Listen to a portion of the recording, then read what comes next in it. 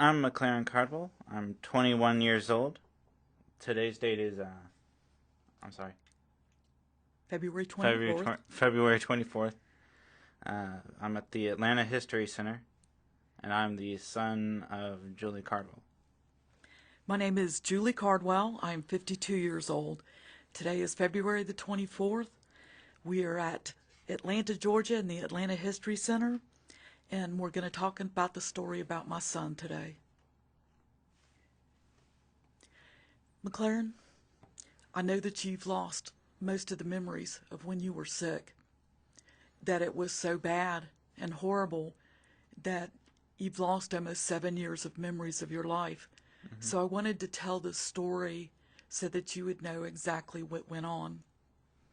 It starts out, your dad and I have been married about 10 years, and we had the American dream. We had 2 good jobs, a couple of dogs, a sweet little cottage in Tequila, and we were so happy. And what we wanted most then was to have a child. So the first time I got pregnant, we were so excited, but then I lost the baby. And we cried and we grieved.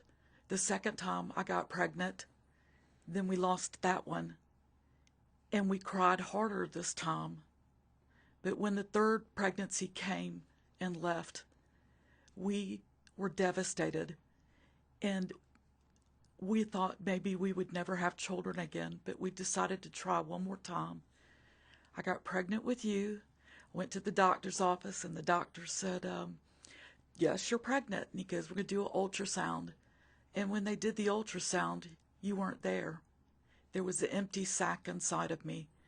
And they told me that you had died too. And they said, if you haven't spontaneously miscarried, to come back on Friday, and they would do a D&C, which is basically scrape you out. And right before they did the D&C, and we had made the decision we were just going to be childless, they took one last look, and there you were. It was like God telling us that I couldn't have a kid, but that he could give me a kid. And that child was you. I was hooting and hollering, and Van was, and the doctor was even smiling and congratulating us that there you were. Pregnancy with you was fun. I never felt so cool in my whole life as having you inside me. Unfortunately, I never glowed when I was pregnant. It was sick as a dog most of the time. But I don't think there was ever a child wanted as much as you were. Well, your childbirth was long and hard. But we had our baby boy come out, and you were so beautiful, and we were so grateful, and we were so happy. Everyone was so happy. And so you were a regular child. You cried for the first 8 months of your life, and your dad and I are like going, oh my God, what have we done? But when you were 8 months old, it's like your tears dried, and you smiled at us for the first time, and we were smitten. We fell so much in love with you. We would go in at night and wake you up just so we could see you smile again and just watch you. We couldn't wait to be around you. But about a month after that, you got a cold, or what we thought was a cold. And you were, for about 2 weeks, you were doing the whole, sniffling, snorting. And so we went to the doctor, and the doctor said, Mrs. Cardwell, he's got a cold. You don't need to be worrying about this. Don't bring him to the doctors for the cold. So then 2 weeks later, you were still sick. And I went in there, and she goes, Mrs. Cardwell, I told you it was a cold. Just take your son home. So I took you home, and we went to a party. And my sister, who's a pediatric nurse, Angie, she takes one look at you, and she noticed that whenever you took a breath, the skin would sink in on your neck and on your shoulder blades. And then she had you take your shirt off, and literally the skin began to sink in between your ribs when you breathed. She said that's called retraction. And she said, this is bad. This is a bad sign. She goes, you have to go back to your doctor and demand a specialist. He has to go to a specialist. Well, we went to the doctor, and her first thing she said when she saw you was, how long has this boy been breathing this way? It was hard for me not to whack her about that time. The insurance company sent me to a specialist, pediatric pulmonologist, who said first, it's asthma. The boy's got asthma. So she put you on asthma medicine and all this stuff for about 2 weeks. She goes, and come back in 2 weeks. He'll be fine by then. So we went in 2 weeks later, and you were worse. She goes, well, I made a mistake. She goes, it's not asthma. She goes, your son has an inverted sternum on his rib cage, which means it was kind of cupped at the bottom of your rib cage. And she goes, that's causing all his breathing problems. She goes, you have to have a surgery immediately to fix it, or he won't be able to breathe. It's compressing his lungs. And I remember I had gone to the library where I worked, and I'd said, well, you know, this doesn't sound right. So I took out every medical book there was, and I looked it up, and they all said, no, this wouldn't cause that. It might cause a heart problem, but not a lung problem. So I got it, and I said, you know what? We need a second opinion, because whatever I read, it doesn't say the same thing she did. So for 2 weeks, the insurance company every day would call and say, you know, you need to get your son surgery. And I'd go, I want a second opinion before I get him surgery. And I stuck to it every day. And at the end of 2 weeks, the doctor said, you think you know more than a specialist in lungs? And I remember, because I'm extremely respectful of doctors, going, I just don't think it's right. So they finally said, okay, you can go to Georgia Pediatric Pulmonology. And we met Dr. Montgomery. And the first thing he said was, do not let them operate on this boy because he will never survive it. And we were like, okay, now maybe he knows what it is. So we tried to go back to him, and the insurance company told us, no, he's not in the insurance list, so you can't go back to him. And I was raised as a housewife and a mother, stay at home. I'm that last generation of that's what moms did. And we never talked back to doctors, and we never talked about to anybody, especially a male in authority. Mm-hmm. And I was always that person that was kind of, you know, shy and laid back. I hate confrontation. But they kept demanding that we take you back to that doctor that had misdiagnosed you and would have killed you. So we kept appealing and appealing to the insurance company.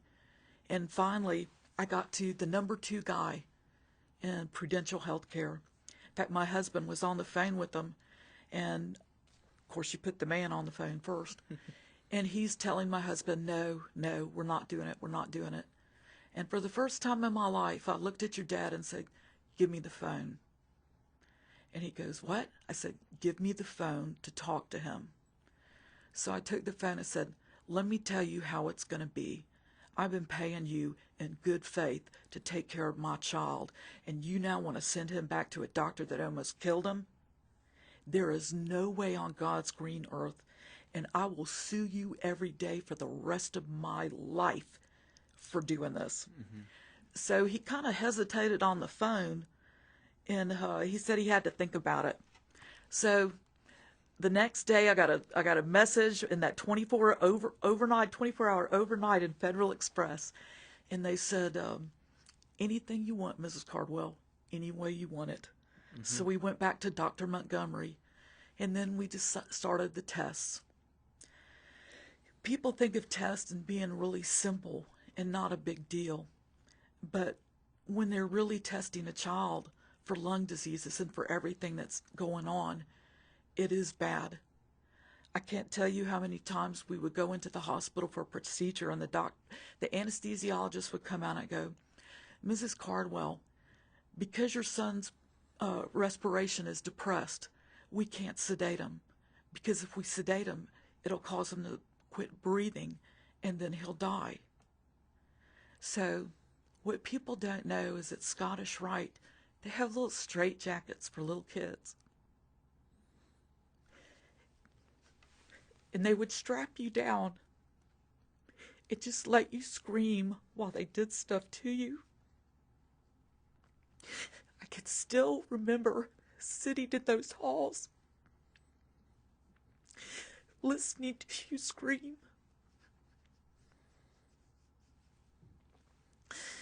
It was horrible, everything you went through.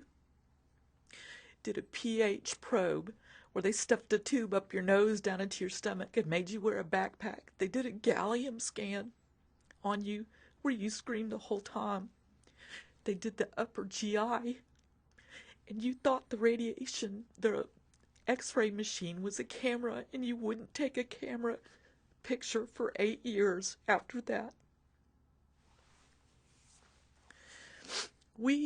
I counted it once. We were at a doctor's office or a hospital at least once a week for 3 years. We nebulized you every 4 hours around the clock. People sit there and complain, oh, I didn't get any sleep last night. We did it for 5 years.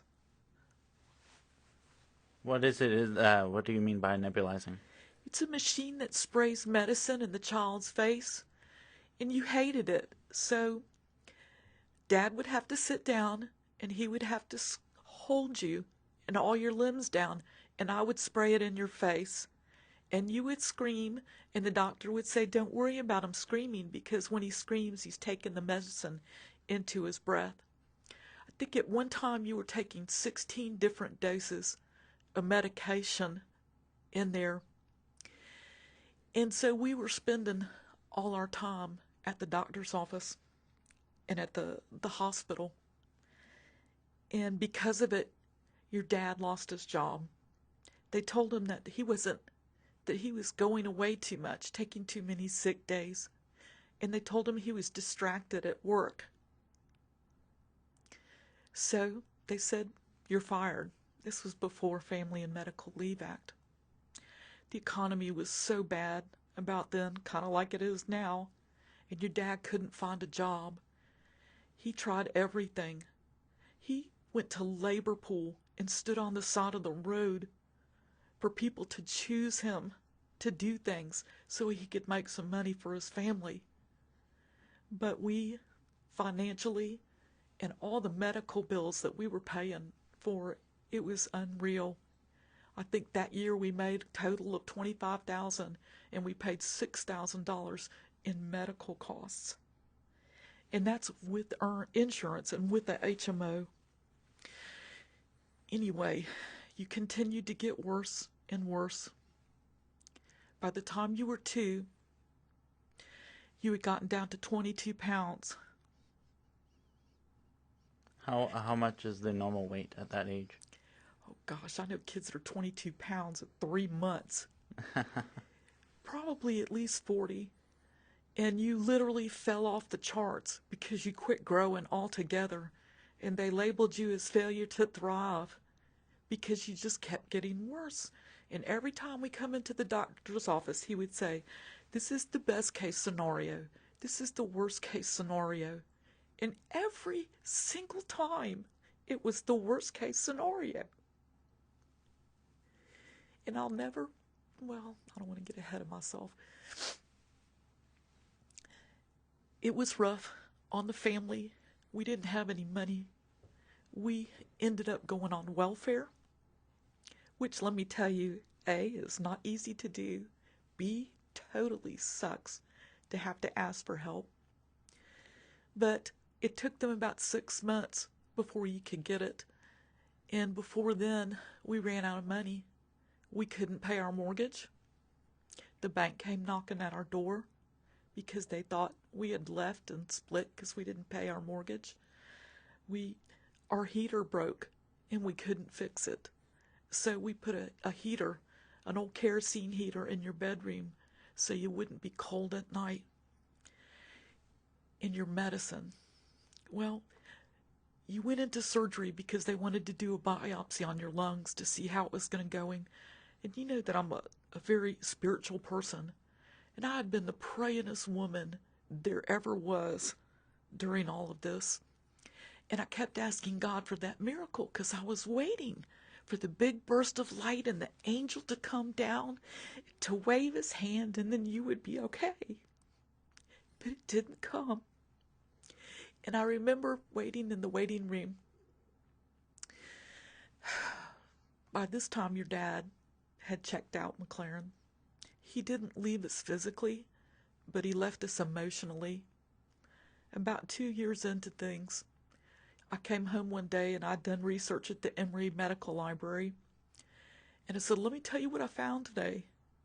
And he turned around and looked at me and says, you're never allowed to talk about McLaren's medication or sickness or disease ever again in front of me. And I was like, what? And he goes, you're on your own. So I was so angry. Nobody asked me if it was okay to quit, if I could quit. But I couldn't worry about your dad then. The only thing I worried about was you. Well, I kept waiting for the surgeon to come out and go, there's this big burst of light in the middle of surgery, and that's God came and healed McLaren. But instead, he came out, and your dad had gone for a magazine downstairs, and for 4 hours he didn't come back. So the surgeon sat me down and said, I'm sorry to tell you, Mrs. Cardwell, I took 5 slices from your son's lungs, and all of them were totally collapsed and slimy. He goes, this is not good. This is not good at all. So they send the biopsies out to some of the best hospitals there were. But at the same time, you were so skinny, and you literally were getting worse and worse health-wise. They put a G-tube in you. If you don't know what that is, which you do, they cut a hole from the outside of your stomach to the outside of your body, and they put a tube in there, and they inflate it so it'll stay in your stomach.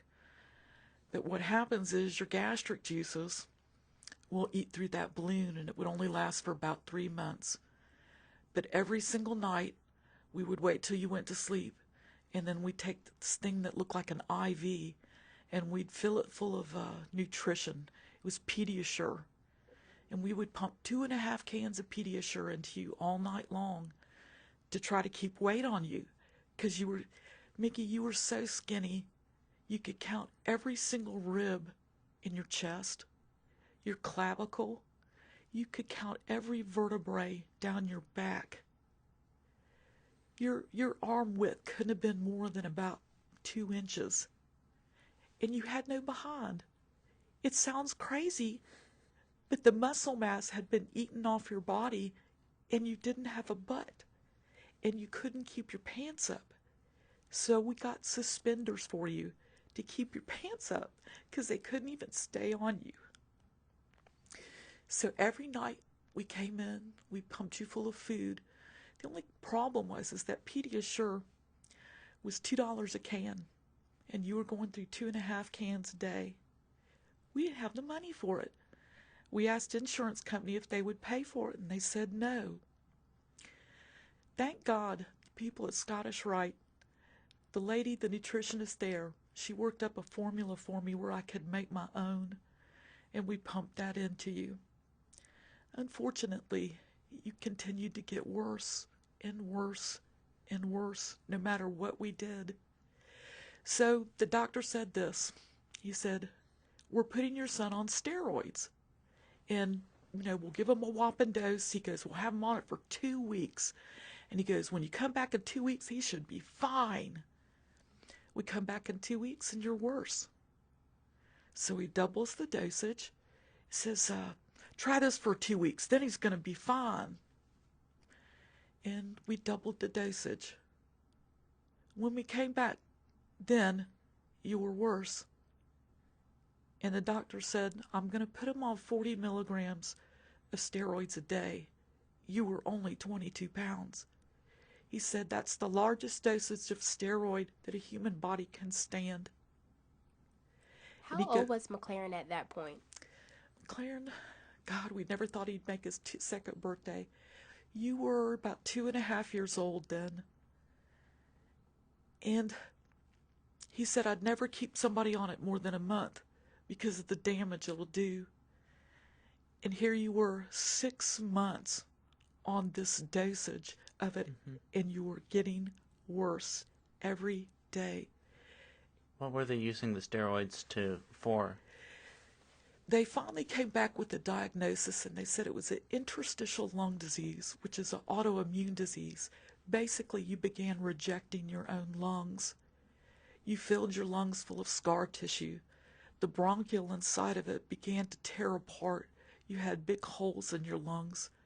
You had fibrosis in your lungs.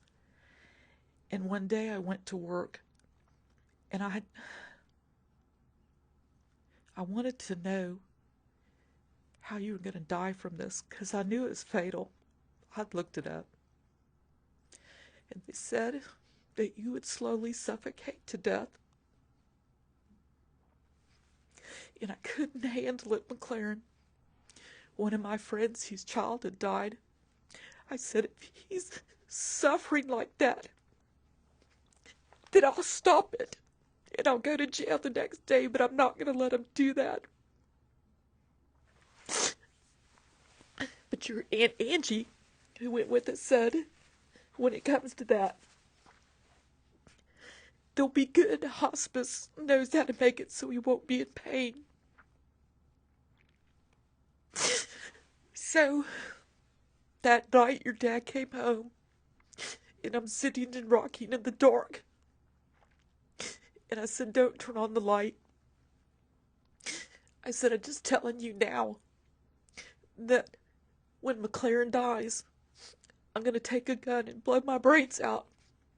And he just looks at me and says, save a bullet for me. And during all this, I'm praying every day. And I think, God, please forgive me, because I must have done something really terrible for you to do this to us.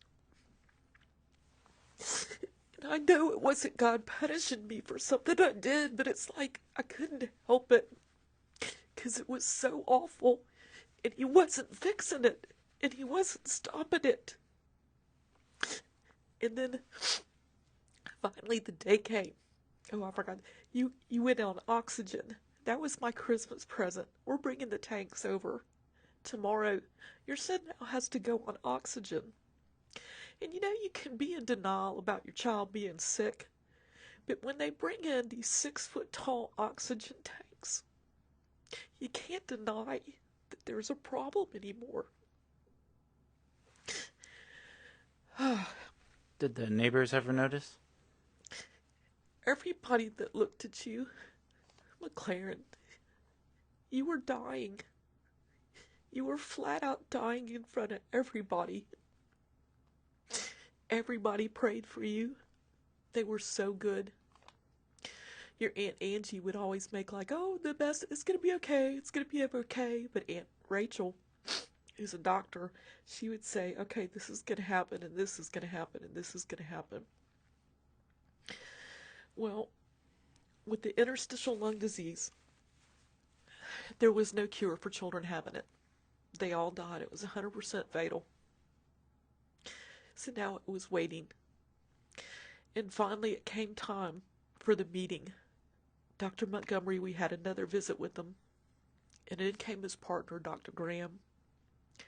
And Dr. Graham said, well, I'm just here to look at McLaren, because he's an excellent pediatrician in his own way. And he looked at us, and then without looking us straight in the eye, says, you do know he's going to die, right? You know, if he hasn't reacted to the steroids now, there's not a chance. It'll slow it down, but he's going. And you never think you can hear those words. We fought so hard. We had lost everything but you. For the first time in my life, we went hungry. How hungry? There was a man that would stop by your dad's temporary job, and he would bring those, you know, those stale danishes and pastries that Kroger gives out when it's past time? He would bring them to us. And we would look at them like it was Christmas. And so it had a little mold on it. Your dad and I would just laugh, pinch the mold off, and then we would be so grateful for those pastries because we didn't have any food.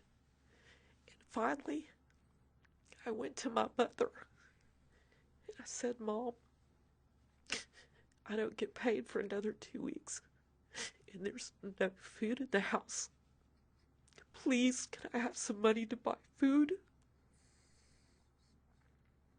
I came from a great family, McLaren. You didn't ask that stuff.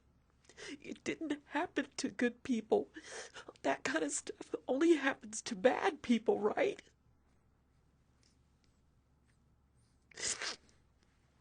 Every time we would go to a church or a new church, the minister would say something, and we would try to talk to him. And I'll never forget the one minister, he said, and this woman whose child died, I went up to her and told her that she should be praising God. Praising God. And I'm like, are you kidding me? I knew God was with us, and I knew he was helping us. But I'm not going to say, great job. I'm not going to say, thank you, God, my son is suffering and dying. And then another minister said the whole thing about, God is good all of the time. And I looked at him in the eye and says, no, he's not. God is God. But he will do and let bad things happen to you if he needs to, if that's what's the way it's supposed to be. And I remember very distinctly, I heard from God so closely one night. It was Mother's Day, and you had gone into respiratory distress. How old was I then? You were still 2. God, every day was like a week. And basically what it is, you could barely breathe. I remember sitting there at night and I would listen to you and you would go,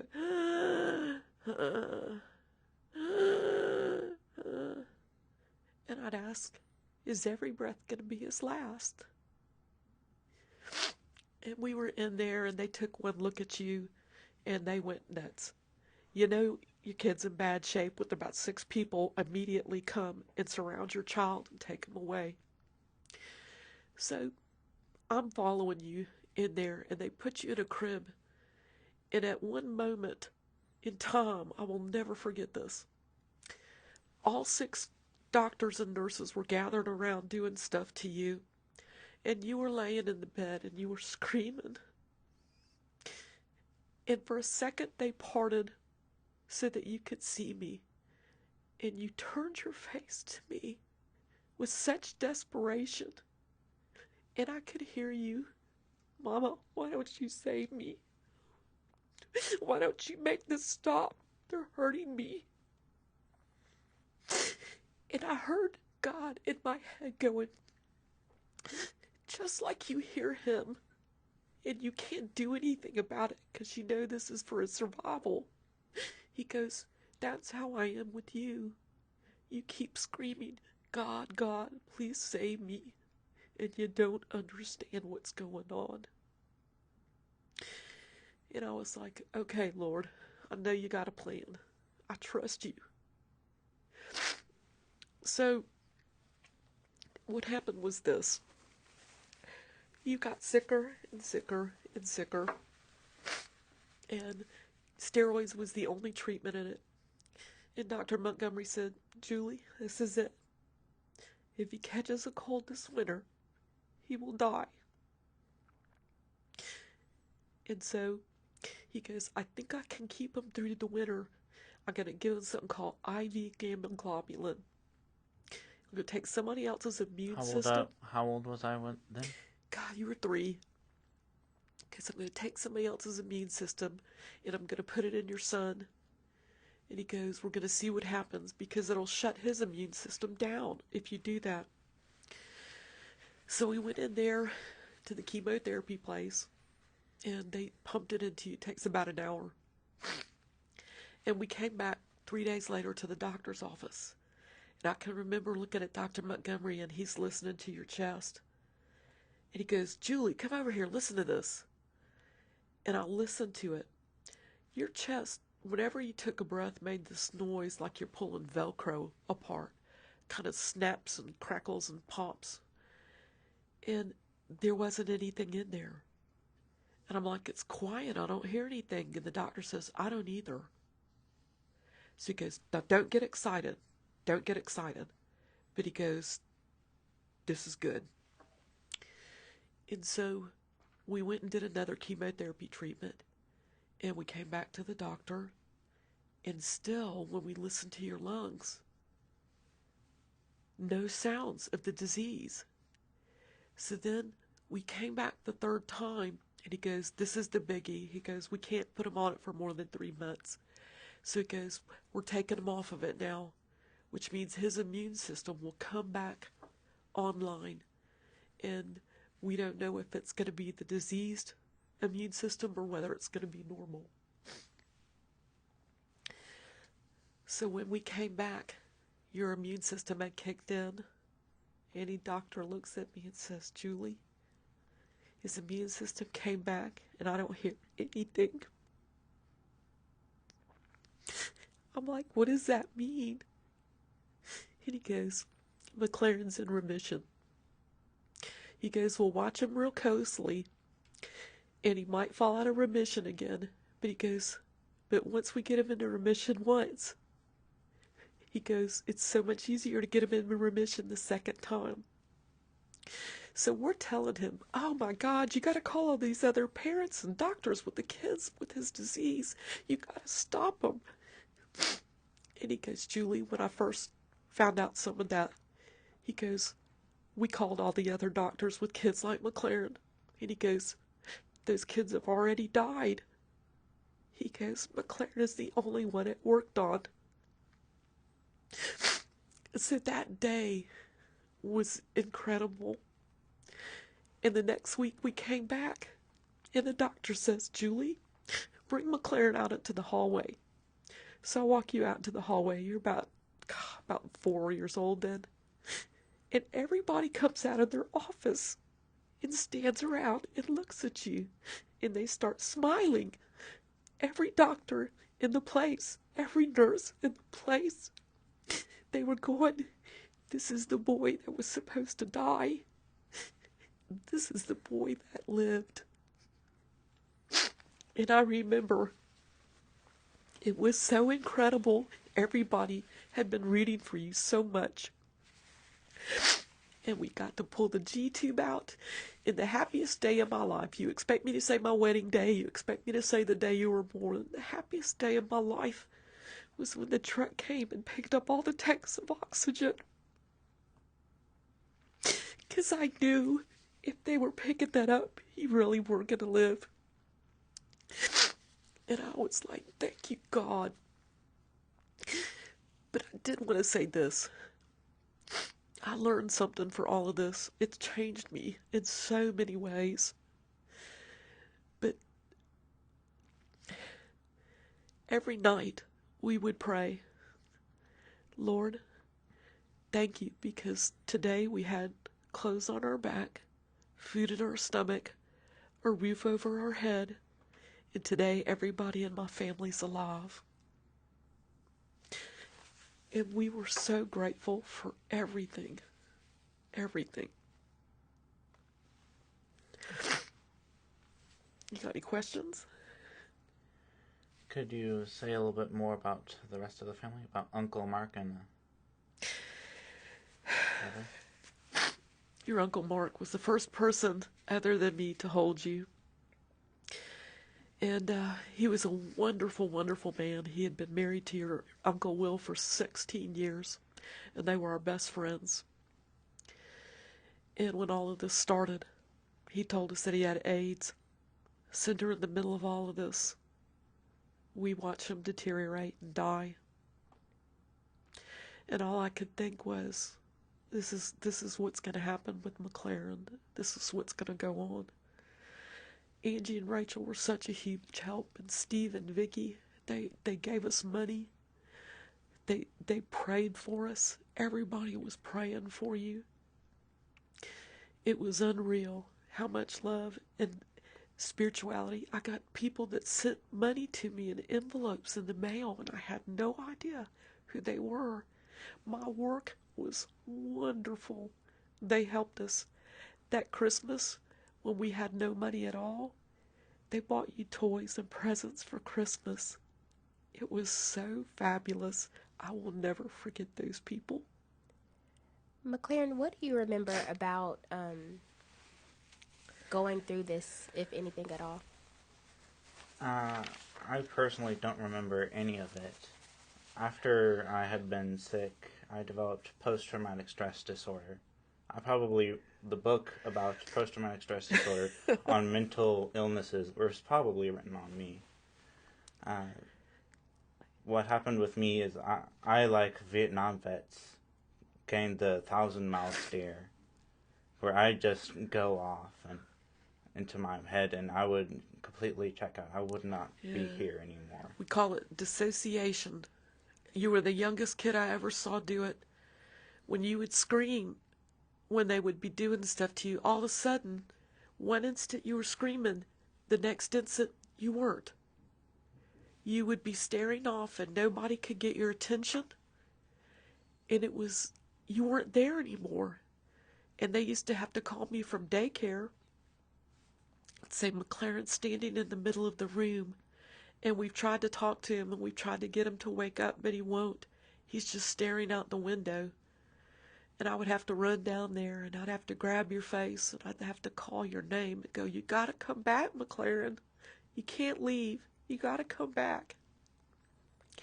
And we've kind of been battling the disassociation all of your life. You knew we couldn't get out of this without psychological repercussions. Mm-hmm. Son, we didn't get rid of the G-tube until you were 7 years old, and you started this at 9 months. That was a long time, McLaren, and a lot of stuff went down. You did have more surgeries. I ended up taking the strength that you gave me, and I went back to school. Talked my way into UGA, made straight A's, got scholarships.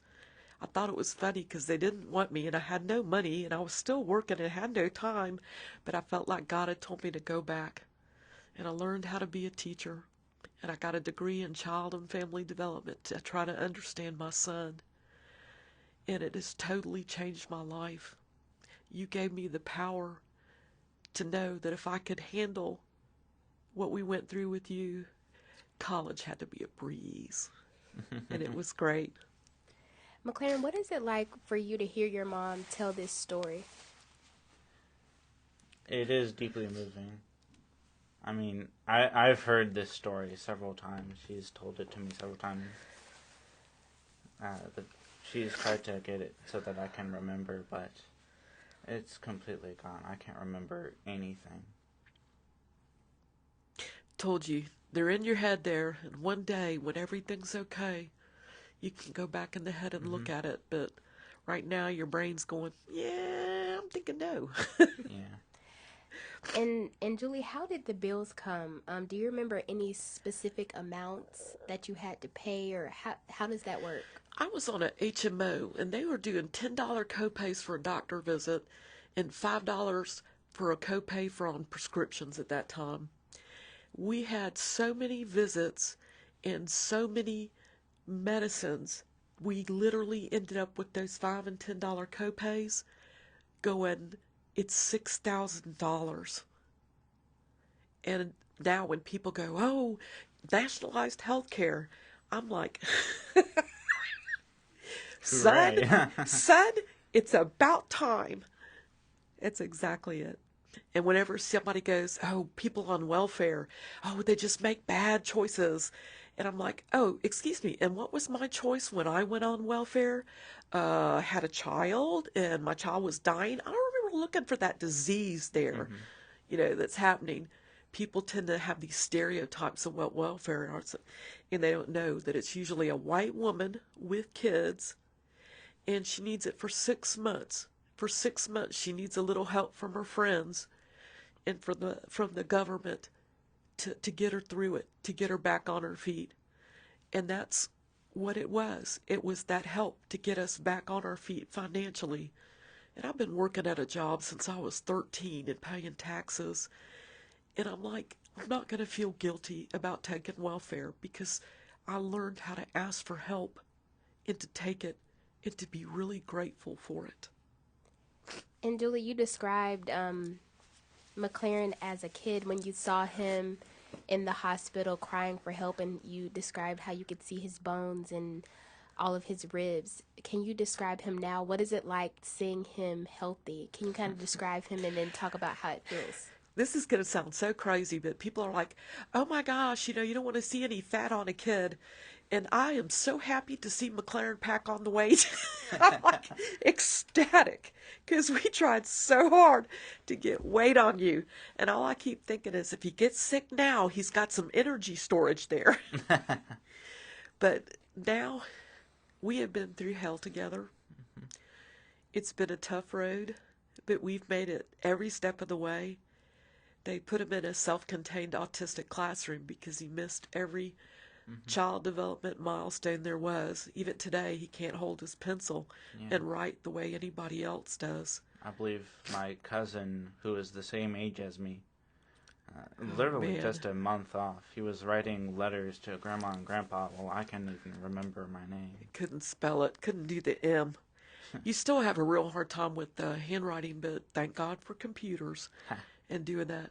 Oh, he went from the self-contained autistic classroom. Can you start that over? Just remember personal pronouns with you. Say you. Oh, sorry. McLaren, you went from a self-contained autistic classroom with 2 teachers and 8 boys to when you graduated Peachtree Ridge High School, you were in the gifted class, the first special ed gifted student they had. You had wonderful scores. You had completed 8 AP classes and passed every one of the exams. I believe, what were you, a national scholar? National AP Scholar. National AP Scholar. And if anybody who listens to this doesn't know, AP courses are college level. The curriculum is passed down by colleges as a way for students to take it, and they don't have to take these classes when they get into college. Oh, and SATs? He made a 740 on his math score. The boy is a genius. But I will tell you this, you had some incredible teachers and incredible helpers at that school. I even got you to take AP Psychology where I taught you. And so he heard the story as I told it to other students. And I was so proud of you. I cannot tell you how much it meant to me when you graduated. And just for the last question, I want to get some reflection maybe from you both.